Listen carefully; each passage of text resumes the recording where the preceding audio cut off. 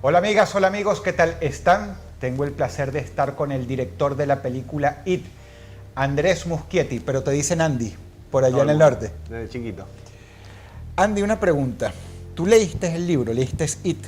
Sí, yo leí el libro cuando tenía 14 años y yo ya venía leyendo Stephen King un par de años atrás.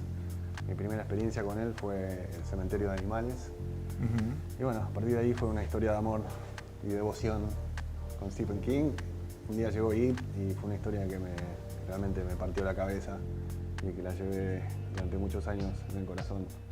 La llevas en el corazón y lo tuviste que leer después en tiempo récord cuando te cayó el trabajo, que no está fácil porque es un tocho así el libro, Lo leí en 5 días, sí, me dieron muy poco tiempo. Te quemaste las pestañas. Se me quemaron las pestañas, no es que tenía muchas tampoco, pero lo que quedaba se me quemó. Hay una parte que leyendo comentarios en internet le llamó mucho la atención a la gente y asustó, dio muy mal rollo. No quiero spoilear, pero es una parte en que las puertas caen y el payaso comienza a bailar, mirándola de manera siniestra. Y a mucha gente le asustó esa escena. Hay algo en la emoción, en la manera en que se está moviendo el payaso, que la cara parece que se va a salir y te va a agarrar o te va a hacer algo malo. ¿Cómo se hizo esa escena? ¿Cómo fue más o menos? Bueno, fue todo producto de muchas semanas de trabajo con Bill. Bill Skarsgård es un actor increíble, es un tipo muy valiente además porque se puso en los zapatos de un personaje que había sido interpretado por Tim Curry. Hizo un trabajo memorable y muy icónico. Y había muchos actores, antes de hacer el casting, yo ya sentía que había muchos actores que no querían hacer el casting porque era un papel riesgoso. Claro. Y había muy pocas posibilidades de éxito. Bill vino al casting con toda la valentía del mundo y dijo, vamos a hacerlo. La escena del baile concretamente fue producto de muchas horas de charla, mucho entrenamiento físico también. Es un personaje que está... Mide 1,90 él, o sea que la agilidad con la que se mueve es tremenda. Sí, 1,90 está en buen estado, es un pibe que tenía 25 años, ahora tiene 27, pero se mueve muy bien, tiene un gran manejo de su cuerpo. Y bueno, hubo distintos pasos de baile que fuimos ensayando y ese fue el que más nos gustó. Esa escena en particular tiene también un pequeño trabajo de postproducción. No hay efectos digitales o nada, simplemente lo que hicimos fue fijar la cabeza en el cuadro. Entonces cuando él se pone a bailar, todo lo demás se sacude y la cabeza está en el mismo lugar. Entonces Lo que produce un efecto de verdad espantoso que tú dices, pero ¿cómo está haciendo esto? Claro. Sí, yo quería generar esa sensación hipnótica que tiene el payaso, que es algo que aparte de todo el mundo de Pennywise quería dejar en claro. Cada vez que el personaje se fija en su víctima y lo mira, hay como un efecto hipnótico, como mesmerizante. Una pregunta. ¿Hubo alguna escena del libro que quisiste incluir, pero te dijeron no, por ser demasiado fuerte? Ah, fuerte. Bueno, yo creo que los niveles de intensidad que yo quería alcanzar con la película fueron alcanzados. Y sí, se nota. Y sobre todo quería dejar en claro en la primera secuencia que esto es un monstruo que no tiene compasión. No tiene códigos de ningún tipo. No tiene sentimientos humanos, lo finge pero no siente nada y realmente la escena del comienzo tiene ese nivel de intensidad y lo que provoca en el espectador es una sensación de que ese monstruo, de que nadie está a salvo en realidad. Y no puedes negociar con él de ninguna manera. no, después de lo que hace en la primera escena, nadie está a salvo. Y yo quería generar esas, incluso en los momentos en que el monstruo no aparece, quería que ese sentido de amenaza crezca en la mente del espectador, casi de manera subliminal.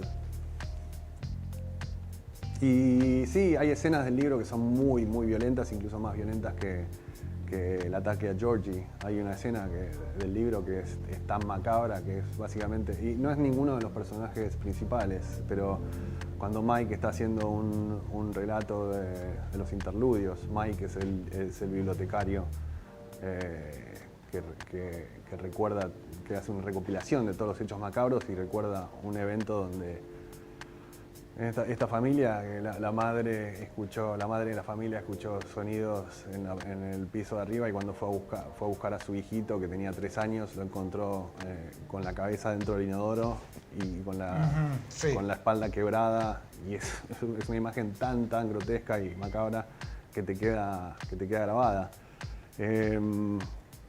Cuando haces una película de 2 horas tenés que condensar el material, sí, y tenés que elegir tus batallas y bueno, hay cosas que inevitablemente se quedan afuera. Claro. Una pregunta. ¿La voz de Pennywise es de Bill o es de un actor que pusieron después en la postproducción? No, es 100% Bill. Es 100% Bill. Sí. Wow. Es una pregunta necia, pero quiero escucharte a ti que dirigiste la película y que eres un amante de la historia. A ver, entre el hit de los años 80, entre el payaso Pennywise y el nuevo, el del 2017, ¿cuál es tu preferido? A ver, empieza. Bueno, obviamente yo tengo mucho afecto por... Soy muy fanático de Tim Curry en general. Sí. Los papeles que él hizo en Rocky Horror Picture Show, Legend o incluso en Annie, que es un musical que a mí que lo llevo mucho en el corazón. Él hizo el papel de Rooster y es un tipo que es realmente un hombre orquesta, y es un tipo muy talentoso. Y lo llevo mucho en el corazón. Lo que él hizo en esa versión de la película es una interpretación como muy personal y es memorable. Lo que yo intenté hacer con Pennywise en esta película es otra cosa. Quise llevarlo a un lugar un poco más críptico y misterioso y explorar nuevos comportamientos que provocan terror. Básicamente el concepto de impredecibilidad es lo que más me interesaba y lo que más interesaba a Bill. Y Bill Skarsgård construyó el personaje en torno a ese concepto de impredecibilidad. ¿Cuál es mi favorito? Es difícil decirlo. Es muy difícil decirlo. Es difícil decirlo también por esa distorsión en la percepción que uno tiene cuando hace una película, ¿no? Es muy gratificante cuando ves la película finalmente terminada con un grupo de personas, con una audiencia que está descomprometida. Y ves las reacciones y decís, pucha, esto está funcionando. Sí, por supuesto, porque llenar los zapatos de Tim Curry es muy grande, pero ¿sabes qué? El nuevo Pennywise a mí me parece más creepy, más imprevisible. Como que te puede, y eso, por supuesto, la imprevisibilidad está en matrimonio íntimo con el miedo, porque no sabes con qué te va a salir. Exactamente, sí, estoy de acuerdo. Y Bill lo llevó a un extremo, a ese concepto que fue básicamente en cada toma se inventaba algo distinto. Hablamos de eso y dijimos, bueno, si es imprevisible, es imprevisible. Y dejamos abierta la posibilidad de, en cierta secuencia, usar pedazos de distintas tomas. Que en una película normal, donde las interpretaciones son consistentes, es lo más normal del mundo. Pero cuando un actor está haciendo una cosa distinta en cada toma, es un desafío extra. Y realmente que funcionó genial, porque bajo ese concepto de imprevisibilidad te podés valer de tomas donde el comportamiento es completamente distinto. ¿Va a haber un Director's Cut para Blu-ray? Sí. Qué bueno. Sí, ahora mismo estamos estamos ultimando los detalles de eso. Es básicamente volver a los primeros montajes de la película. Esas 10 semanas que el director tiene después de filmar para editar su versión son muy importantes porque es realmente la visión pura de la película. Después intervienen otros factores. Después de esas 10 semanas el estudio empieza a hacer notas y obviamente no son notas que se imponen sobre toda autoría de la película, pero a veces tenés que consensuar ciertas cosas. Está toda esa etapa de proyecciones de testeo. Claro, ¿sabes si te van a dejar incluir escenas extra?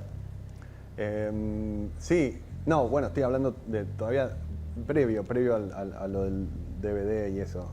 Las escenas extras están en el corte del director al principio. Claro, pero por supuesto. Pero bueno, en el proceso de test screenings y tal, el estudio va escuchando opiniones de audiencias reclutadas, donde hay consensos, como por ejemplo en esta parte de la película la acción pierde un poco del pulso y el ritmo, entonces mejor quitar esta escena.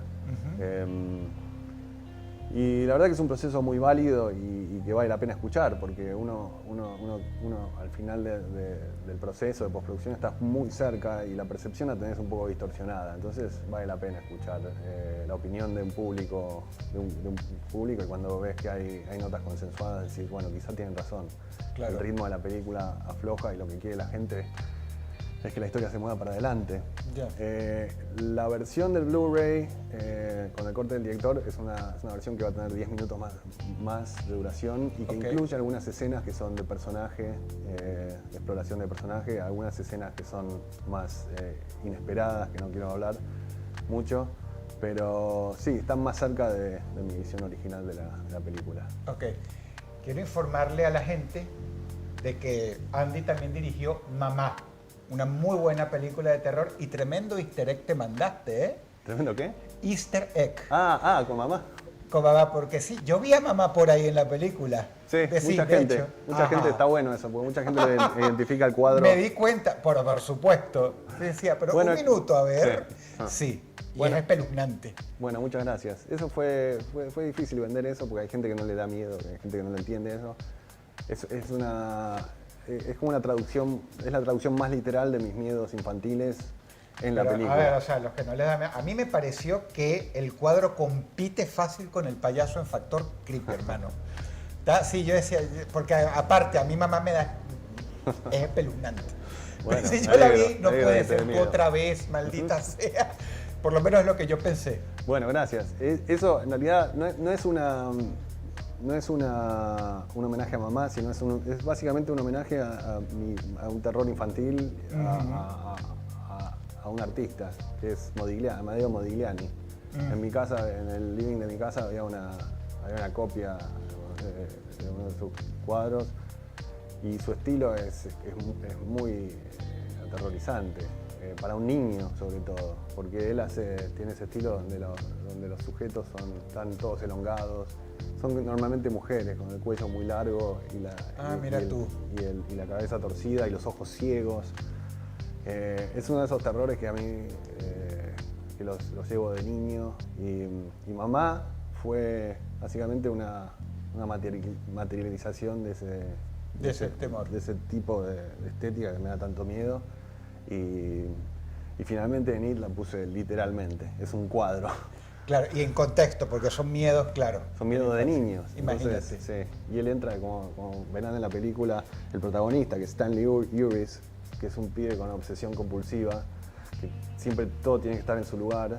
Bueno, primero le tiene miedo a esta pintura porque es aterrorizante para él, pero cuando finalmente la mira, se da cuenta que el cuadro está torcido. Entonces ahí tiene un dilema, porque odia al cuadro, no se quiere acercar, pero al mismo tiempo esa obsesión compulsiva lo obliga a ponerlo en el ángulo correcto. Claro. Y eso gatilla una escena bastante buena. Sí, es un momento para divertido. Que la vean. Bueno, Andy, esto ha sido todo. Muchas gracias por la entrevista y esperamos ver la parte 2, que va a estar muy buena porque ya son adultos los chicos y eso es otra dimensión que nos va, por lo menos a los que crecimos con IT, nos va a tocar muy de cerca. Muchas gracias, Andy. Muy buen trabajo. Muchísimas gracias y gracias por la nota. Por favor.